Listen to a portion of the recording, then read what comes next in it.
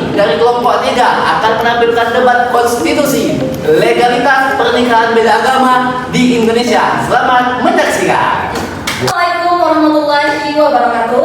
Waalaikumsalam warahmatullahi wabarakatuh. Yang terhormat Dewan Juri, para pembicara dari tim pro dan tim kontra, serta hadirin yang saya hormati. Selamat datang dalam forum debat konstitusi pada hari ini. Perkenalkan saya Lela Mustika sebagai pemimpin jalannya debat dengan mosi legalitas pernikahan beda agama di Indonesia.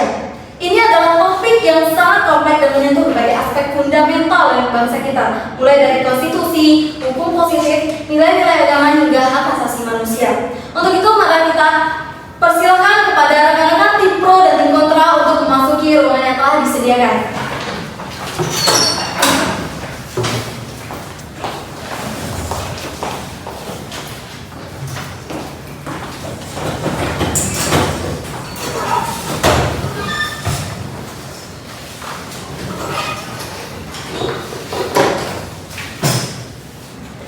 Oke, baik, kita akan langsung masuk ke babak pertama. Di babak pertama ini saya mohon kepada kedua peserta untuk menerangkan secara cermat, sekalipun Anda sudah tahu atau sudah pernah menerima arahan sebelumnya. Babak satu ini merupakan penyampaian argumentasi pembuka, di mana pembicara satu disampaikan oleh pembicara satu masing-masing regu. Waktu diberikan 5 menit untuk tim pro dan 5 menit untuk tim kontra. Tidak ada deteksi pada babak ini, dan nanti akan ada bunyi bel seperti ini. Deteksi di babak satu ini, dan nanti akan terdapat bunyi bel seperti ini. Nah, jika bunyi ini ada 2 kali, maka waktu penyampaian tersisa 1 menit. Dan kalau berbunyi 3 kali, waktu penyampaian telah berakhir. Nah, kedua peserta sudah memahami aturan? Sudah. Nah, ini baru aturan babak 1. Aturan berikutnya akan saya sampaikan pada waktunya nanti. Hadirin sekalian, inilah saatnya kita menyimak debat selama 30 menit ke depan. Masing-masing pembicara memiliki waktu 5 menit bergantian secara interaktif. Debat dimulai dari pihak pro. Waktu 5 menit dimulai saat Anda berbicara. Pernikahan beda agama sebagai wujud toleransi di Indonesia yang multikultural. Assalamualaikum warahmatullahi wabarakatuh. Dewan Juri yang terhormat serta hadirin sekalian, Indonesia adalah bangsa yang dibangun atas keberagaman baik suku, agama, budaya maupun bahasa. Prinsip Bhinneka Tunggal Ika bukan sekedar semboyan semata, melainkan jiwa kehidupan bernegara. Oleh karena itu, Dewan Juri yang terhormat melarang pernikahan beda agama akan bertentangan dengan semangat persatuan dalam keberagaman. Fakta sosial sendiri membuktikan bahwa interaksi lintas agama sangatlah intens, baik dalam pendidikan, pekerjaan, komunikasi, hingga hubungan keluarga. Perbedaan iman bukanlah suatu yang dapat dihentikan oleh regulasi, maka negara tidak dapat menutup ruang dialog yang hidup di tengah-tengah masyarakat. Selain itu, pernikahan merupakan hak sipil yang dijamin oleh konstitusi negara. Disebutkan dalam pasal 28B ayat 1 Undang-Undang Dasar Negara Republik Indonesia tahun 1945. Misalnya disebutkan dengan tegas bahwa setiap orang berhak membentuk keluarga dan melanjutkan keturunan melalui perkawinan yang sah. Dewan Juri yang terhormat, pasal ini menunjukkan bahwa hak untuk menikah adalah hak konstitusional setiap warga negara tanpa didiskriminasikan oleh agama. Konteks internasional juga menyebutkan dalam pasal 16 ayat 1 HAM menyatakan bahwa pria dan wanita yang sudah dewasa dengan tidak dibatasi kebangsaan, kewarganegaraan, dan agama berhak untuk menikah dan membentuk keluarga. Studi dari Komnas HAM dan sejumlah organisasi masyarakat sipil juga menunjukkan bahwa penolakan atas pernikahan beda agama sering menyebabkan ketidakadilan serta pelanggaran hak asasi manusia. Dewan Juri yang terhormat, faktanya pernikahan beda agama sudah lama terjadi di kalangan masyarakat Indonesia. Namun karena tidak diakomodasi secara jelas, banyak pasangan yang mencari jalan belakang, seperti menikah di luar negeri, merubah identitas agama secara administratif, atau hidup tanpa teratur hukum yang jelas. Maka dari itu, Dewan Juri yang terhormat, jika negara menutup pintu, maka masyarakat akan mencari jendela untuk keluar. Dan jendela rawan sekali terjadinya perlawanan hukum dan akan merugikan para pihak-pihak yang terlibat. Dan sejauh ini, Peradilan Agama Indonesia menunjukkan bahwa ruang legal tersebut sebenarnya ada. Dalam beberapa putusan pengadilan, beberapa hakim pernah mengabulkan permohonan pernikahan beda agama melalui penetapan pengadilan, seperti yang terjadi di Pengadilan Negeri Jakarta Pusat dan yang terjadi di Pengadilan Negeri Surabaya. Data umumnya, Dewan Juri yang terhormat, data umumnya menyebutkan bahwa pasangan beda agama yang mengajukan permohonan ke pengadilan negeri ada sekitar 1.425 pasangan di seluruh Indonesia sejak tahun 2005 hingga tahun 2022. Nah, Dewan Juri yang terhormat, sebanyak itu pula lah orang-orang yang tidak terpenuhi haknya oleh negara. Dewan Juri yang terhormat, hadirin sekalian, kami tidak memaksa agama untuk mengakui, tetapi kami menuntut negara untuk mencatat dan mengakui konsekuensi sipil dari pilihan warganya. Legalitas pernikahan beda agama bukanlah ancaman bagi nilai agama, melainkan bentuk kehadiran negara dalam memberikan kepastian hukum, perlindungan hak asasi manusia, dan keadilan bagi seluruh warga Indonesia. Sekian dan terima kasih. Baik, masih ada waktu 1 menit. Apakah ada tambahan? Tidak, moderator. Baik, terima kasih untuk penyampaian pembicaraan 1 dari Regu Pro selesai. Kita beralih ke Regu Kontra. Semua sudah siap? Oke, jika sudah siap maka waktu diberikan sama, yaitu 5 menit. Dimulai dari saat Anda berbicara.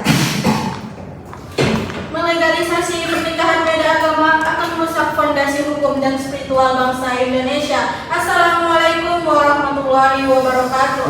Dewan Juri yang terhormat dan hadirin sekalian, di tengah derasnya arus perubahan sosial yang begitu cepat, kita perlu berhenti sejenak untuk mempertanyakan apakah setiap perubahan benar-benar membawa maslahat atau justru mengancam fondasi nilai yang kita junjung bersama. Penolakan ini bukan sekedar pandangan emosional saja, tetapi berpijak pada fondasi hukum nasional, nilai keagamaan, filosofis hukum keluarga Indonesia, dan perlindungan terhadap masa depan anak-anak. Indonesia adalah negara yang menjunjung tinggi nilai ketuhanan yang Maha Esa.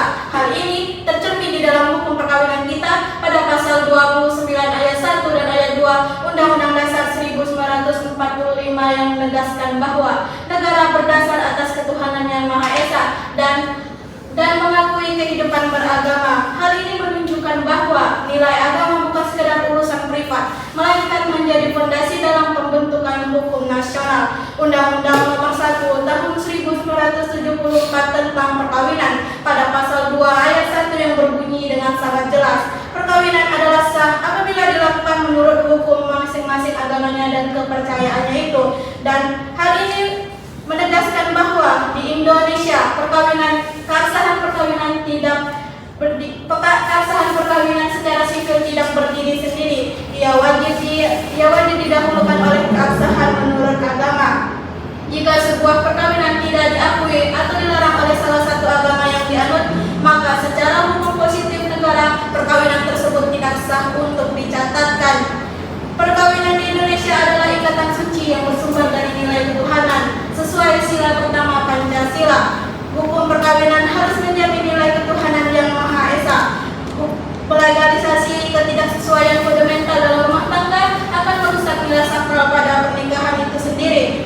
Perkawinan dibangun atas dasar kesamaan keyakinan untuk mencapai ketenangan batin atau sakinah, dan perbedaan agama adalah konflik mendasar yang sangat sulit untuk didamaikan. Konflik ini bukan masalah sepele Dewan Juri yang terhormat, ini adalah konflik eksistensial yang menyangkut akidah masing-masing pasangan. Banyak peneliti psikologi yang mengatakan bahwa perbedaan keyakinan dapat menjadi beberapa faktor pemicu stres, konflik mendalam hingga perceraian.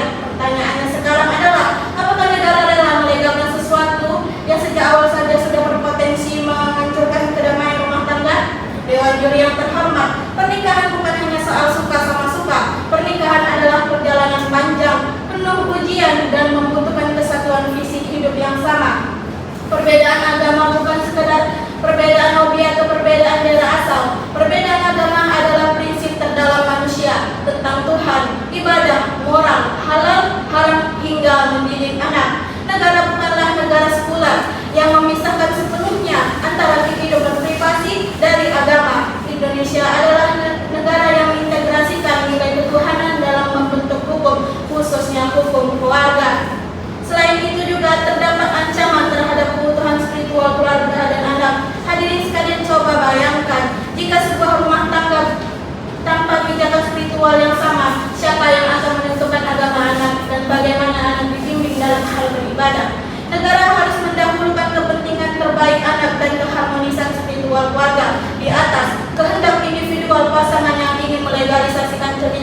yang fundamental ini. Dewan Juri yang terhormat, kami tidak menolak keberagaman, kami juga tidak menolak cinta. Tetapi yang kami tolak adalah legalisasi yang mengorbankan kepastian hukum, nilai ketuhanan yang Maha Esa, kesakralan perkawinan, stabilitas keluarga, dan yang terpenting adalah masa depan anak-anak. Pernikahan beda agama bukanlah persoalan administratif. Sekali lagi, ini adalah persoalan prinsip yang menyangkut keyakinan, moral, dan jati diri bangsa. Karena itu Dewan Juri yang terhormat, berdasarkan analisis konstitusional, nilai ketuhanan, serta kepentingan terbaik keluarga dan anak, kami menyatakan bahwa legalisasi pernikahan beda agama tidak selaras dengan jati diri hukum keluarga Indonesia. Kami teguh pada posisi penolakan mosi pada hari ini. Sekian dari tim kontra. Terima kasih. Baik, masih ada waktu. Apakah ada yang mau ditambahkan? Baik, terima kasih untuk penyampaian pembicaraan satu dari tim kontra. Maka dengan demikian saya selaku moderator dengan resmi menutup babak 1. Rekan-rekan pro dan kontra, kita akan masuk ke babak kedua. Mohon didengar aturannya, simak baik-baik. Babak ini adalah babak penyampaian bantahan dan bidasar oleh masing-masing. Babak 2 terdiri 4 sesi, 2 sesi untuk Regu Pro yaitu sesi 1 dan 3, dan 2 sesi 2 dan 4 bagian dari Regu Kontra. Setiap sesi berjalan 5 menit dan pada babak 2 terdapat kesempatan untuk menyampaikan instruksi oleh regu yang tidak sedang menyampaikan bantahan atau bidasar. Sekarang aturan instruksinya adalah disampaikan paling banyak 3 kali dalam satu sesi. Instruksi dapat disampaikan setelah 1 menit penyampaian bantahan yang ditandai dengan membutuhkan buzzer selama 1 kali. Disilakan. Dan instruksi tidak dapat disampaikan setelah penyampaian bantahan menyisakan waktu 1 menit yang ditandai dengan ketukan buzzer sebanyak 2 kali. Nah, seperti itu. Instruksi tidak dapat disampaikan oleh salah satu pembicara dari masing-masing regu dengan 30 detik durasinya diberikan. Dan penyampaian instruksi tidak memotong alokasi waktu 5 menit yang diberikan kepada regu yang sedang menyampaikan bantahan biasa. Kita mulai dengan sesi pertama. Pro, sudah siap? Siap. Oke, kepada Pro dipersilakan 5 menit setelah Anda berbicara. Konstitusi berdiri di pihak asasi, bukan diskriminasi. Dan juri yang terhormat, hadirin sekalian serta rekan-rekan saya dari Pro. Pasal 28B ayat 1 Undang-Undang Dasar tahun 1945 menyatakan secara eksplisit bahwa setiap orang berhak untuk membentuk keluarga dan melanjutkan keturunan melalui perkawinan yang sah. Kata kuncinya di situ adalah setiap orang, bukan setiap orang yang agamanya sama, dan bukan juga setiap orang yang memenuhi tafsir dari kelompok tertentu. Kemudian lebih tegas lagi, pasal 28I ayat 2 Undang-Undang Dasar 1945 berbunyi, setiap orang berhak bebas dari perlakuan diskriminatif atas dasar apapun. Agama adalah salah satu dasar yang paling penting dan sensitif untuk dilindungi dalam prinsip non-diskriminasi. Jika negara melarang pernikahan hanya karena perbedaan agama, maka negara sedang melanggar konstitusinya sendiri. Kemudian, undang-undang perkawinan tidak pernah secara tegas melarang. Tim kontra selalu berlindung di balik pasal 2 ayat 1 Undang-Undang Nomor 1 Tahun 1974 tentang perkawinan. Namun di dalam undang-undang tersebut tidak ada satu pasal pun yang secara eksplisit berbunyi bahwa pernikahan beda agama dilarang. Yang ada hanyalah perkawinan sah apabila dilakukan menurut hukum agamanya masing-masing. Secara teori hukum ini disebut dengan kekosongan norma atau yang disebut dengan legal vakum, bukan larangan eksplisit. Dan jika terdapat kekosongan, maka hakim diberikan ruang untuk melakukan penemuan hukum. Instruksi. Silakan. Saudara menyebut pada pasal 28B dan 28I sebagai landasan bahwa negara tidak boleh mendiskriminasi warga dalam perkawinan. Apakah tidak keliru? Kebebasan tersebut dianggap sebagai kebebasan absolut, sedangkan konstitusi juga melarang atau membatasi hak dapat dibatasi oleh moral dan agama. Terima kasih atas instruksinya. Justru poin yang ingin kami tekankan di sini adalah bahwa pasal 28B dan 28I itu berbicara tentang hak dasar. Sementara pembatasan yang Anda sebutkan tadi itu tidak boleh meniadakan bahwa hak tersebut ditolak secara total. Norma agama memang merupakan syarat sah perkawinan, tetapi negara tidak pernah menetapkan tafsir agama mana yang berlaku bagi seluruh warga negaranya. Karena itulah kami menyebut bahwa pelarangan secara total oleh negara itu adalah bentuk diskriminasi. Perlu digarisbawahi bahwa tidak ada satu pasal pun di dalam undang-undang perkawinan yang secara eksplisit melarang bahwa perkawinan beda agama. Yang ada hanyalah norma keagamaan masing-masing agama yang berbeda satu sama lain. Ketika terjadi perbedaan itu, negara wajib memberikan ruang administratif agar hak warga negaranya tetap terlindungi, sebagaimana yang ditegaskan dalam pasal 28I ayat 2 tentang larangan diskriminasi. Jadi kebebasan yang kami maksud di sini bukanlah kebebasan absolut, tetapi kebebasan yang tidak boleh dicabut oleh negara hanya karena perbedaan keyakinan, terutama ketika konstitusi dengan jelas memberikan perlindungan hukum atas hak untuk membentuk keluarga bagi setiap orang. Silakan. Saudara menyatakan bahwa tidak ada larangan implisit dalam undang-undang perkawinan. Namun dalam pasal 2 ayat 1 jelas menegaskan bahwa perkawinan sah apabila sesuai hukum agama. Bukankah ini berarti kekosongan norma, tetapi memang pembatasan yang sudah ada setiap jelas pada tingkat agama? Baik, terima kasih. Pasal 2 ayat 1 itu benar berbicara tentang sahnya perkawinan menurut agama. Tetapi undang-undang sama sekali tidak memberikan mekanisme ketika dua warga negaranya yang berbeda agama ini ingin melangsungkan perkawinan. Disinilah letak kekosongan itu. Kemudian, negara tidak boleh memaksakan tafsir salah satu agama kepada seluruh warga negaranya. Karena ketika agama A tidak membolehkan, tetapi ada agama yang membolehkan dan membuka ruang, tidak ada satupun ketentuan dalam undang-undang yang menyatakan bahwa negara harus menolaknya. Maka menutup pintu secara total justru merupakan tindakan diskriminatif yang bertentangan dengan pasal 28I ayat 2 yang melarang perlakuan berbeda atas dasar agama. Dewan Juri yang terhormat, yang kami minta bukanlah negara menabrak ajaran agama, tetapi negara menyediakan jalur administratif untuk tanpa mengubah ajaran agama manapun. Jadi kekosongan norma tetap ada dan negara berkewajiban mengisi ruang itu demi menjamin hak konstitusional setiap warga negara.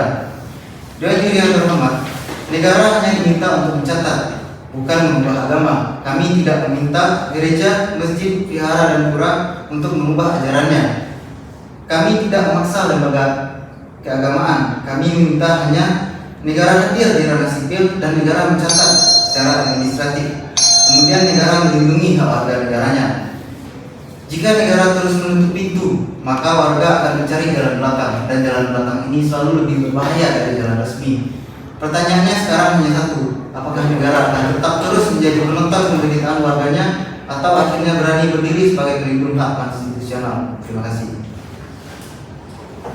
Baik, masih ada waktu, apakah ada tambahan dari tim pro?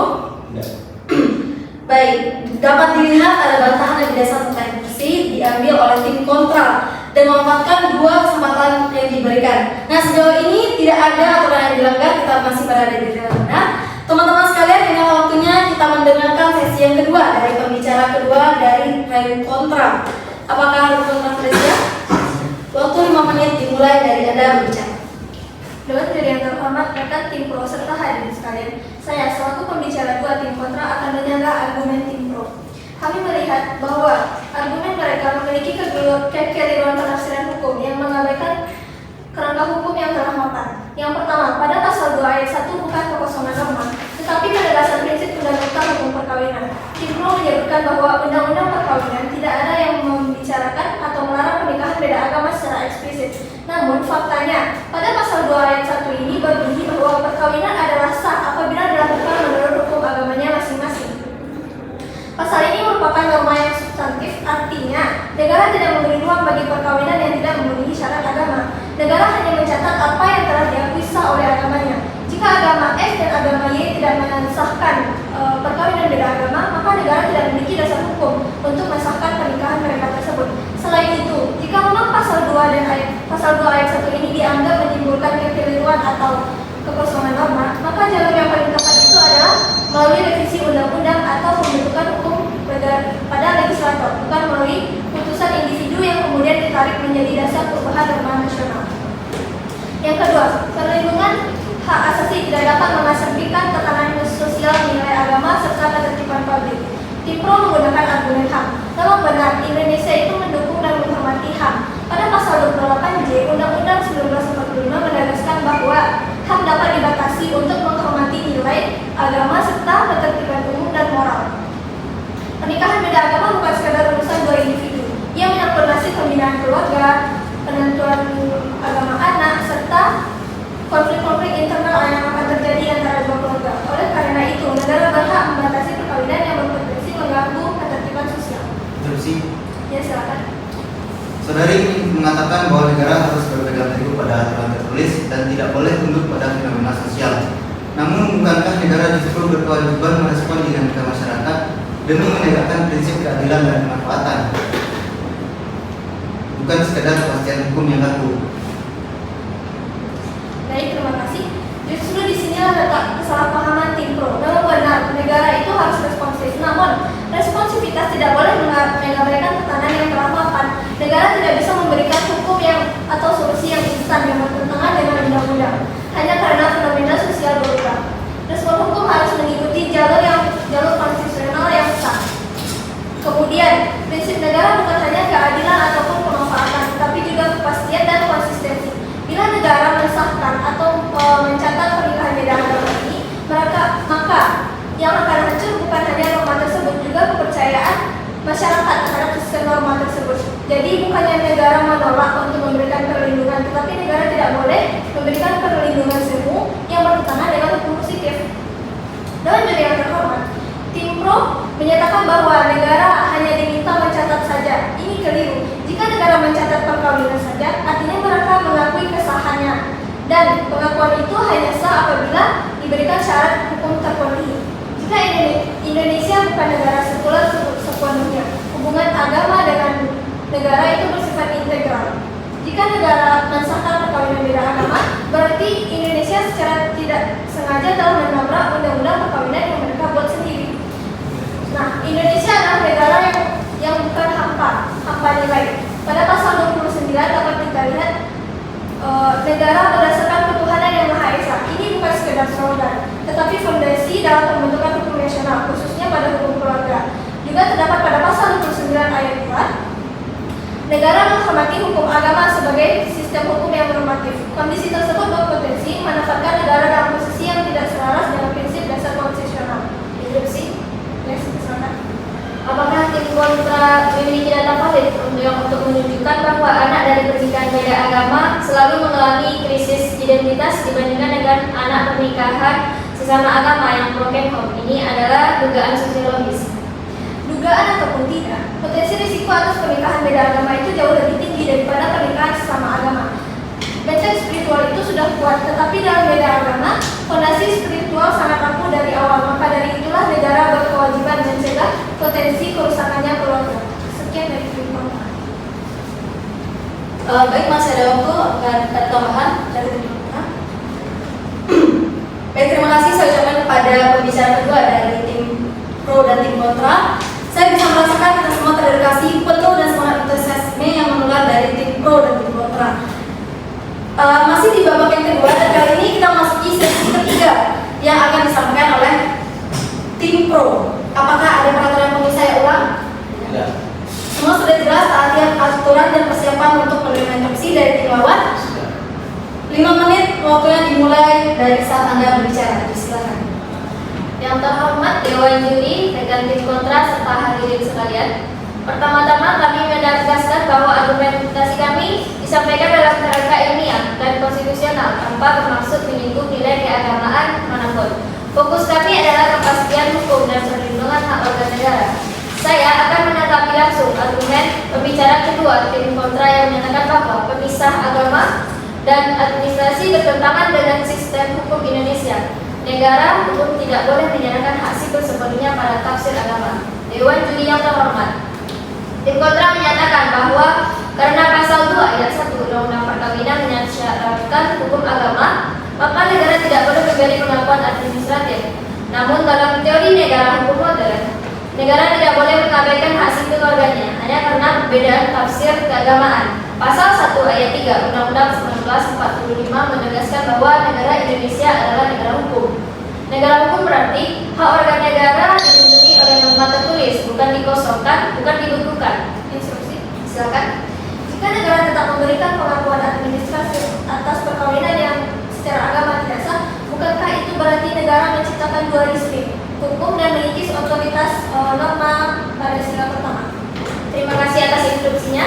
Kami tegaskan, negara tidak sedang meniadakan norma agama, tetapi menjalankan fungsi konstitusionalnya untuk memastikan setiap warga negara mendapatkan kepastian hukum. Pasal 2 ayat 1 mengatur keabsahan religius, namun pasal 28D ayat 1 Undang-Undang 1945 mewajibkan negara menjamin perlindungan hukum bagi seluruh warga. Negara tidak sedang menciptakan konflik norma, tetapi mencegah lahirnya ketidakadilan akibat kekosongan hukum. Inilah esensi negara hukum yang kami perjuangkan. Negara yang mengatur realitas sosial bukan negara yang tak hukum, tetapi negara yang membiarkan kekosongan hukum. Prinsip ini selaras dengan pasal 28D ayat 1 Undang-Undang 1945 yang menegaskan bahwa setiap orang berhak atas pengakuan, jaminan, perlindungan, dan kepastian hukum yang adil. Artinya, hak atas kepastian hukum adalah hak konstitusional, bukan sekadar kebijakan administratif. Pada pasal 29 Undang-Undang 1945 bukan alat pembatas, tetapi melindungi tim kontra menjadikan pasal 29 Undang-Undang 1945 sebagai dasar penolakan.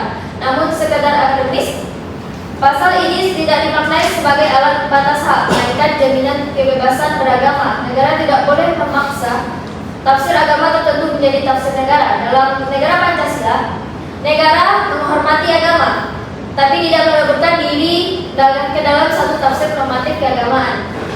Jika negara sepenuhnya tunduk pada satu tafsir agama, maka prinsip pluralitas bangsa luntur. Penafsiran ini juga sejalan dengan praktik Mahkamah Agung Konstitusi yang memandang kebebasan beragama sebagai hak asasi yang tidak dapat dikurangi dalam keadaan apapun, sebagaimana ditegaskan dalam pasal 28I ayat 1 Undang-Undang 1945. Menyangga isu perlindungan anak, tim kontra menyatakan bahwa perkawinan beda agama mengancam anak.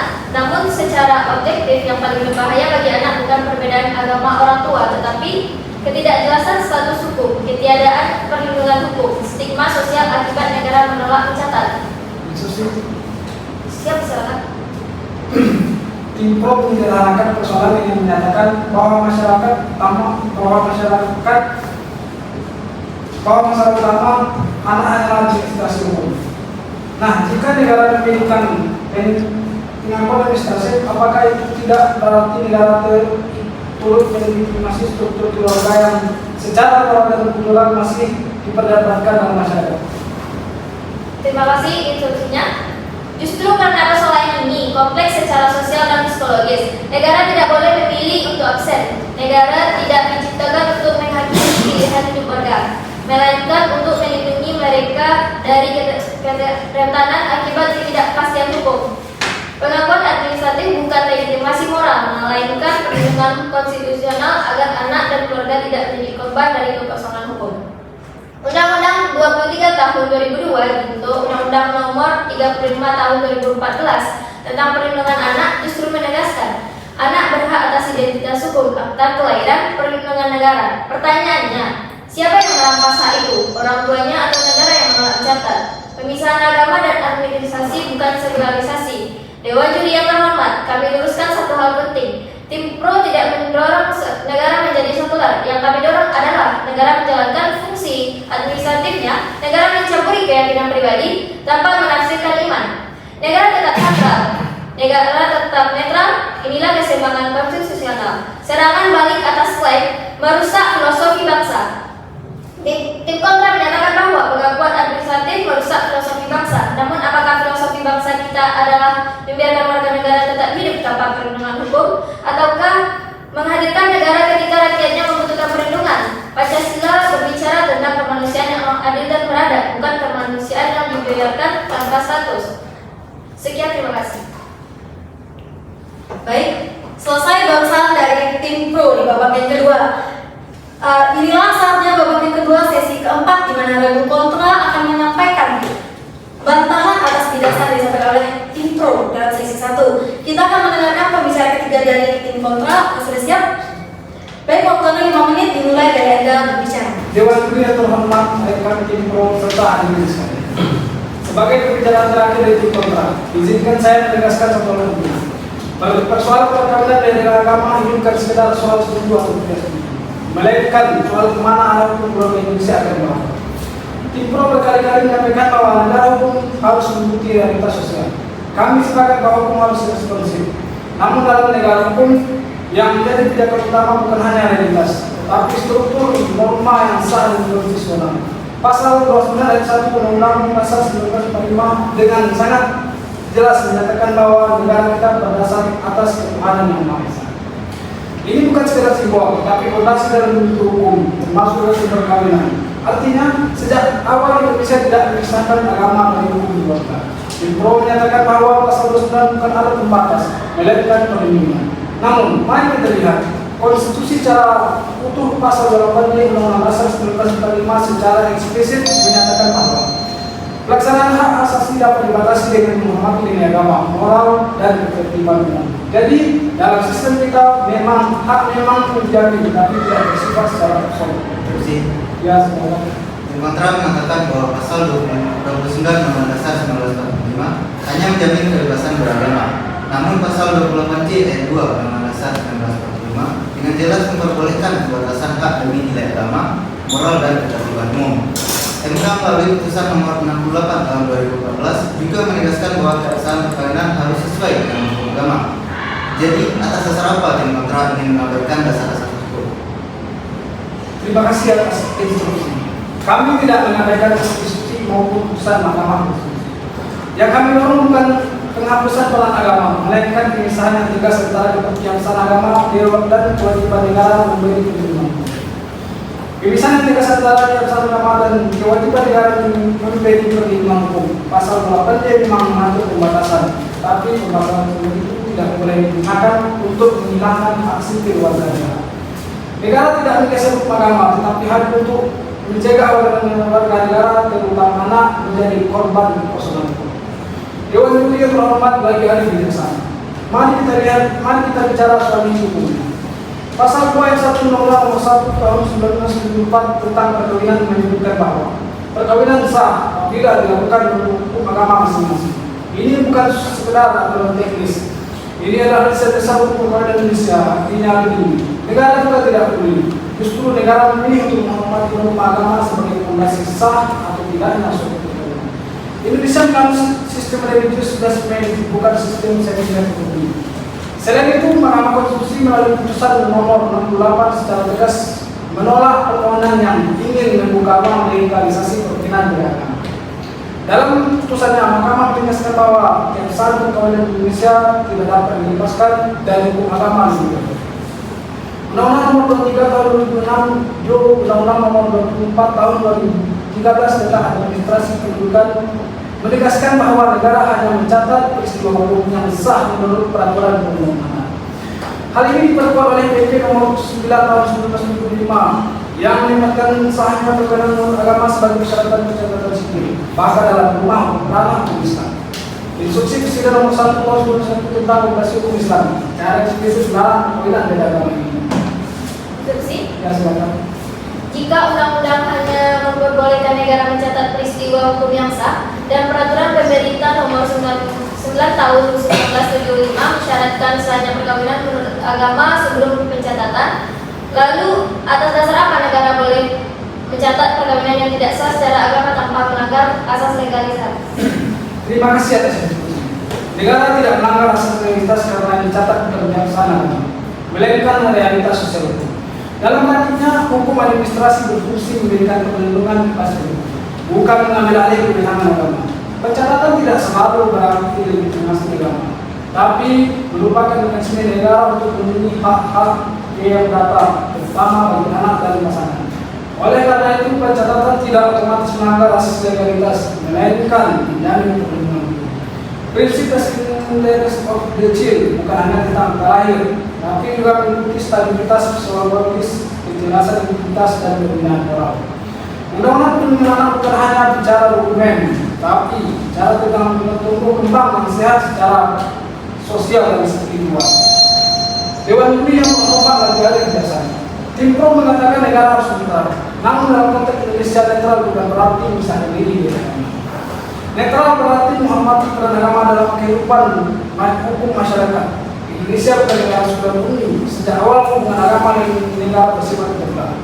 Jika negara mulai menganggap agama hanya urusan privat dan menganggap administrasi sebagai segalanya, maka perlahan kita menggeser hukum itu sendiri. Kami tidak anti toleransi, kami tidak anti keberagaman, tapi kami meyakini bahwa menjaga konsistensi konstitusi dan diplomasi hukum keluarga dalam bentuk perlindungan yang paling bertanggung. Berdasarkan pasal 9 dan pasal 8 UUD 1945 serta pasal 2 ayat 1 Undang-Undang 1 tahun 2004 tentang perkawinan, kami menegaskan legislasi perkawinan negara agama bukanlah jalan keluar, melainkan potensi keselamatan bagi lembaga Indonesia. Karena itu kami tidak menolak mosi ini. Sekian dari kami. Baik, untuk tim kontras dan is. Sebenarnya terima kasih saya ucapkan kepada tim pro dan tim kontra pada babak kedua ini. Dengan berakhirnya sesi keempat, maka akan saya tutup secara resmi babak kedua. Maka untuk itu kita akan memasuki babak ketiga, yaitu closing argument dan pernyataan penutup dari masing-masing tim. Pada babak ini kedua tim tidak lagi diperbolehkan saling menginterupsi atau mengajukan sangkaan baru.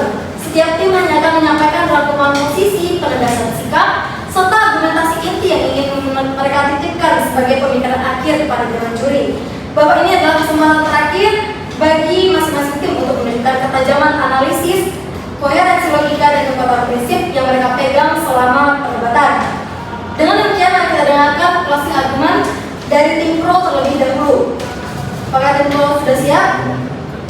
Siap. Baik, waktu 2 menit dimulai dari Anda berbicara. Silakan.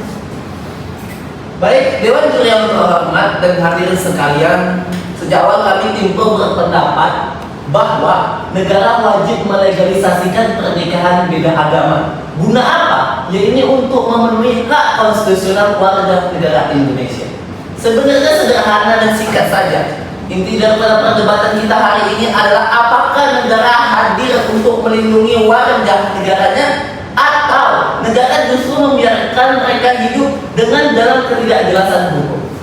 Mengatur dan melindungi tidak akan membuat praktik ini akan hilang, justru akan membuat para pihak rentan dirugikan, terutama perempuan dan anak-anak yang kehilangan kepastian status hukum. Konstitusi Indonesia mulai pasal 28B Undang-Undang Dasar 1945 menjamin hak setiap orang untuk membentuk keluarga. Sebagai negara hukum, negara tidak boleh hanya mengatur, tapi juga wajib melindungi. Perlindungan hukum bukan soal mencampuri keyakinan, tetapi memastikan bahwa setiap warga negara mendapatkan keadilan dan kepastian hukum.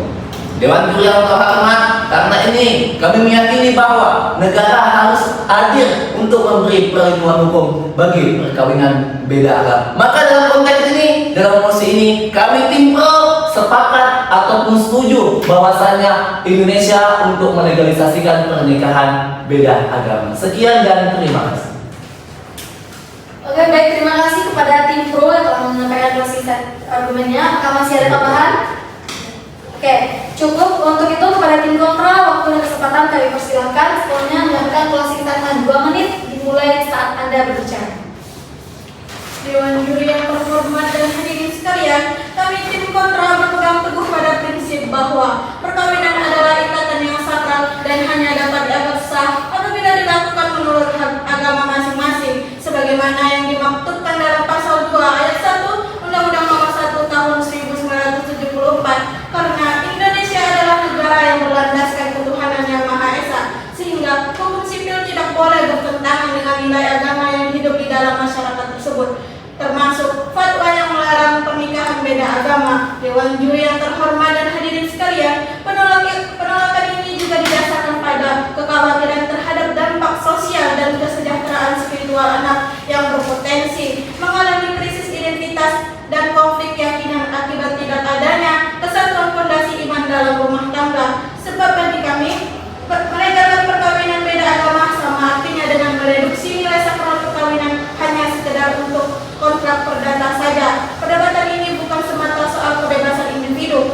melainkan upaya menjaga konsistensi dan ketertiban dalam sistem hukum nasional. Karena dalam hukum Indonesia, perkawinan bukan hanya hubungan pribadi, melainkan lembaga hukum yang harus berjalan seiring dengan nilai agama. Sehingga jika negara memberi perlindungan tanpa batas, maka negara justru berisiko melemahkan dasar hukum itu sendiri. Sebab hukum tidak boleh berubah hanya karena tekanan real